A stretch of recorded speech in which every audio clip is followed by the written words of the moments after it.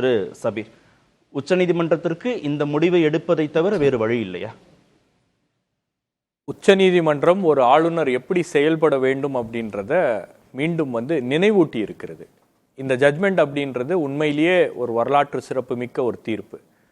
அதாவது கடந்த 2 வாரங்களாக பார்த்தீங்கன்னா தமிழ்நாடு மீண்டும் மீண்டும் உரிமைகளை எப்படி நிலைநாட்டுவது, அதற்காக எப்படி போராடுவது அப்படின்றத கற்றுக் கொடுத்திருக்கிறது. இதற்கு 2 இன்சிடென்ட்ஸை நான் குறிப்பிடுறேன். ஒன்று அந்த வக்ஃபு மசோதாவை நள்ளிரவில் பாஸ் பண்ணும்போது அதற்கு எதிர்ப்பு, ரொம்ப வலுவான எதிர்ப்பு தெரிவித்தது திமுகவுடைய உறுப்பினர்கள், திமுகவுடைய மெம்பர்ஸ். இந்தியாவே திரும்பி பார்க்குற அளவுக்கு அந்த மசோதாவுக்காக ப்ரிப்பேர் பண்ணிட்டு திரு ராஜா அவர்கள் பேசின ஸ்பீச்சாக இருக்கட்டும், அல்லது மற்றவர்கள் பேசின ஸ்பீச்சாக இருக்கட்டும், திருச்சி சிவா அவர்கள் பேசின ஸ்பீச்சாக இருக்கட்டும், இது எல்லாமே உங்களுக்கு ஹை குவாலிட்டி டிபேட்ஸ். அதாவது ஒரு பில்லை கிளாஸ் பை கிளாஸ் எதிர்க்க முடியுமா அப்படின்றத அவங்க டிஸ்பிளே பண்ணாங்க. இப்படிதான் ஒரு எதிர்ப்பை பதிவு செய்ய வேண்டும், இப்படிதான் ஒரு பில்லை எதிர்க்க வேணும், இப்படிதான் ஒரு அடக்குமுறைக்கு எதிராக நாம துணிந்து பேசணும் அப்படின்ற விஷயத்த பதிவு பண்ணாங்க. அடுத்தது இந்த சுப்ரீம் கோர்ட்டுக்கு போய் இந்த தீர்ப்பை பெற்று இருப்பது. முதலமைச்சர் சொன்னார், இந்த தீர்ப்பு இந்தியாவுக்கும் ஒரு எடுத்துக்காட்டாக இருக்கும், அனைத்து மாநில உரிமைகளுக்கும் அனைத்து மாநிலங்களுடைய உரிமைகளுக்கும் இது ஒரு எடுத்துக்காட்டாக இருக்கும் அப்படின்னா நிச்சயமாக இருக்கும். அதாவது வேற வழியே இல்லையா அப்படின்னு பார்த்தீங்கன்னா, ஆளுநர் வேற எந்த வழியையும் விட்டு வைக்கல. ஏன்னா இந்த ஆளுநருடைய தனித்துவமே அதுதான் நினைக்கிறேன்.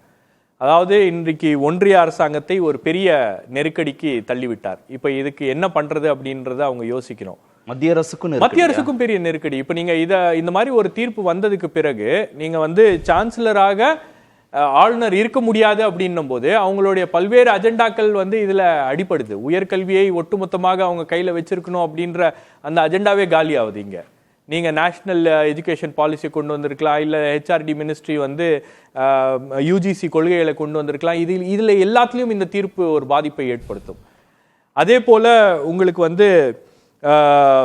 ஆளுநருடைய செயல்பாடுகள் அப்படின்றது பெரிய அளவுக்கு கேள்விக்குறியாகி இருக்கு, குறிப்பாக எதிர்கட்சி ஆளக்கூடிய மாநிலங்கள்ல.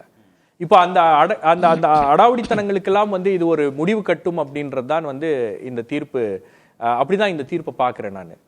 ஏன்னா உங்களுக்கு எதிர்கட்சி ஆளுகின்ற மாநிலங்கள் எல்லாம் எந்தெந்த விஷயங்கள்ல ஆளுநர் முட்டுக்கட்டை போட முடியுமோ, எந்தெந்த விஷயங்கள்ல ஆளுநர் தடை போட முடியுமோ அதையெல்லாம் அவர் செய்து கொண்டே இருக்கிறார் அப்படின்னும் போது அந்த ஆளுநருடைய செயல்பாடுகள் எப்படி இருக்க வேண்டும் என்பதற்கு மீண்டும் உச்சநீதிமன்றம் இப்படிதான் நீங்க செயல்பட வேண்டும், உங்களுக்கு ஆர்டிகல் 200ல சொல்லியிருக்கக்கூடிய உரிமைகளை தவிர உங்களுக்கு வேற எதுவுமே உங்களால பண்ண முடியாது, நீங்க தனிச்சையாக செயல்பட முடியாது, நீங்க aid and advice of the cabinet council of ministers அப்படின்றது தான் உங்களுடைய நீங்கள் பின்பற்றக்கூடிய வழிமுறை அப்படின்றத மீண்டும் சொல்லி இருக்கு. ஆனா என்ன ஆளுநர் தரப்புல, ஆனா ஆளுநர் சொல்லிடுறேன் இன்னொரு விஷயம். அதுல முடிக்கும் போது அவங்க சொல்றாங்க, அரசியல் சாசன சட்டத்தை நீங்க தொடர்ந்து வயலேட் பண்றீங்க, அரசியல் சாசன சட்டம் அப்படின்றது நல்லவர்கள் கையில இருந்தா அது எப்படி இருக்குமோ அந்த மாதிரி இருக்கணும், அது தவறானவர்கள் கையில போச்சுன்னா இப்படிதான் நடக்கும் அப்படின்றத உச்சநீதிமன்றம் சொல்லி இருக்கிறது அப்படின்னா, அம்பேத்கர் அவர்களை கோட் பண்ணி உச்சநீதிமன்றம் சொல்லி இருக்கு அப்படின்னா, இதை விட ஒரு பெரிய அவமானம் இந்த ஆளுநருக்கு வேற எதுவும் இருக்க முடியாது. இதற்கு காரணம்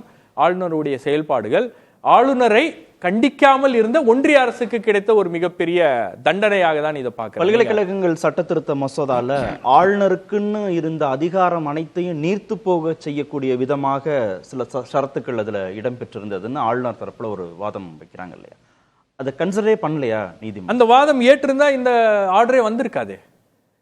அந்த வாதத்தை அவங்க கன்சிடர் பண்ணியிருந்தாங்கன்னா இந்த பிரச்சனையே வந்திருக்காது, இந்த தீர்ப்பே வந்திருக்காது. இன்னைக்கு ஆளுநருடைய செயல்பாடுகளின் மூலமாக அவருக்கு எதிராக ஒரு சட்டத்தை அவங்க கொண்டு வராங்கன்னு வச்சுக்கோங்க, அதற்கு ஆளுநர் எடுத்துக்கொண்ட வழிமுறை, அந்த சட்டத்தை எப்படி எவேட் பண்றது, அதை எப்படி கிடப்புல போடுறது அப்படின்னு அவர் என்ன பண்ணாரு, கான்ஸ்டிடியூஷனை வயலேட் பண்ணாரு. இப்ப நீங்க அரசியல் சாசன சட்டத்தை விட ஆளுநர் பெரியவர் கிடையாது.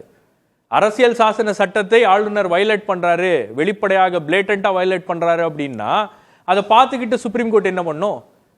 ஸோ ஆளுநருடைய செயல்பாடுகளின் மூலமாக தான் இந்த மாதிரி ஒரு லேண்ட்மார்க் ஜட்மெண்ட், இந்த மாதிரி ஒரு கடுமையான ஜட்மெண்ட் கொடுக்க வேண்டிய ஒரு கட்டாயத்துக்கு இன்னைக்கு சுப்ரீம் கோர்ட் தள்ளப்பட்டிருக்கு.